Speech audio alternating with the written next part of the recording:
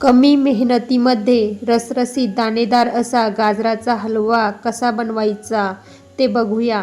आणि हलवा थंड झाल्यानंतरही अजिबात त्याला पाणी सुटणार नाही.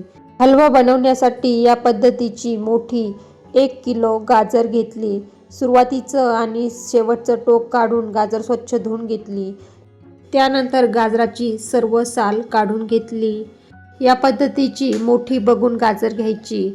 त्यामध्ये आतमधला पांढरा भाग कमी असतो आणि चवीला ही गाजर गोड असतात. त्यानंतर ही गाजर किसणीचा जो मोठा भाग असतो त्या बाजूने सर्व किसून घ्यायची. हलव्यासाठी घेतलेली गाजर ताजी असावी. या पद्धतीने सर्व गाजर किसून घेतली. गॅसवर एक जाड तळ्याची कढई ठेवली. त्यामध्ये 4 चमचा तूप घातले. तर सुरुवातीला आपण हलव्यासाठी जे काही ड्रायफ्रूट वापरणार आहोत ते त्या तुपामध्ये तळून घ्यायचे आहे. हे कुरकुरीत असे ड्रायफ्रूट हलव्यामध्ये छान लागतात. येथे मी फक्त काजू बदामाचे काप तळून घेतलेत. त्यानंतर उरलेल्या तुपामध्ये किसलेलं सर्व गाजर घातलंय आणि सर्व तुपामध्ये ते एकदा मिक्स करून घ्यायचं. गाजराचा किस या पद्धतीने तुपामध्ये एकदा मिक्स करून घ्यायचा. त्यानंतर त्यामध्ये मी अर्धा लिटर दूध घातलंय. दूध एकदा उकळून घेतलेलं वापरावं, त्यामुळे ते हलव्यामध्ये घातल्यानंतर फुटणार नाही. आणि घातलेलं दूध हे साईसोबतच हलव्यामध्ये घालायचं. तर या पद्धतीने दूध घातल्यानंतर हलवा एकदा मिक्स करून घ्यायचा आणि झाकण ठेवून 10 ते 15 मिनिटासाठी कमी गॅसवर शिजून घ्यायचा. तर या पद्धतीने सर्व गाजराचा किस दुधामध्ये व्यवस्थित शिजलेला दिसतोय आणि बऱ्यापैकी दूध हे अजूनही हलव्यामध्ये उरलेलं आहे. तर मीडियम किंवा मोठा गॅस करून एकदा सर्व दूध आटून घ्यायचं आहे.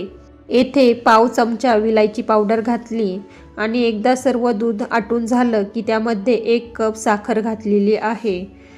1 कप साखरेमध्ये बऱ्यापैकी गोड हलवा तयार होतो. या पद्धतीने साखर घातल्यानंतर परत एकदा हलव्याला पाणी सुटतं. तर हे साखरेचं पाणी पूर्णपणे आटेपर्यंत हलवा मिक्स करत राहायचं. साखरेचं पाणी बऱ्यापैकी शिल्लक आहे. तर यामध्ये मी 200 ग्रॅम खवा घातलाय.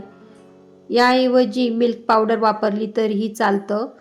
तर या साखरेच्या पाण्यामध्ये खवा व्यवस्थित हलव्यामध्ये मिक्स होऊन जातो.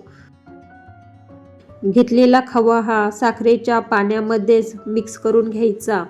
त्यामुळे थंड झाल्यानंतर हलव्याला अजिबात पाणी सुटत नाही आणि खवा हा वेगवेगळा पण दिसत नाही. पूर्णपणे हलव्यामध्ये एकजीव होऊन जातो. तर तळून ठेवलेले ड्रायफ्रूटही यामध्ये घातले. एकदम क्रीमी दाणेदार असा गाजराचा हलवा तयार झालाय.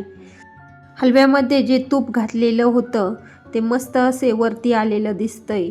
तर एकदम क्रीमी दाणेदार असा गाजराचा हलवा तयार झालाय. हा हलवा हवाबंद डब्यामध्ये 8 दिवस टिकतो.